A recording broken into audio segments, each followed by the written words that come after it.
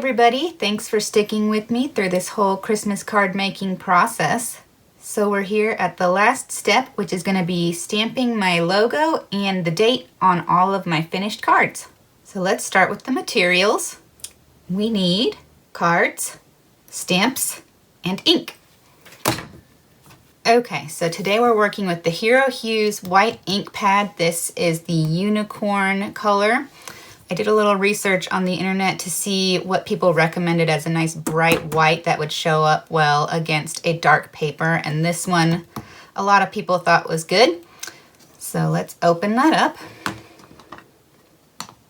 And I'm going to grab one of my cards. All right, let's look at the first stamp I'm going to use. And so this is a stamp I put together using the Martha Stewart Custom Stamp Setter Kit. This is a set that has a whole bunch of different little letters that you can arrange however you want. I don't know that they're selling this anymore, but you can probably find it on eBay. I've got these letters arranged to advertise my YouTube channel, so let's give it a stamp. So I'm just going to tap this on here lightly. I don't want to get too much ink because this is a brand new ink pad. Otherwise it might smear a little bit on the card. And then I'm going to take this over here, line it up, and press down firmly, but again, not too hard, otherwise it'll make a less clear imprint. I'm rocking it back and forth just a little bit to make sure it gets all the sides of the stamp. And so that looks pretty good. And then the next stamp I'm going to use is my date stamper. So I have the American Crafts. This is a holiday date stamper. It's got a bunch of different little holiday sayings you can use. And I've got it set for holiday cheer this year, and I've got it set for today, which is December 1st. And you just do that by moving the little wheels. And so we're going to do the same thing here. Lightly tap it on the ink pad, and then line it up on your card, pressing firmly and rocking back and forth a little bit. And there's that. It's a little messy, but you can still see what it says.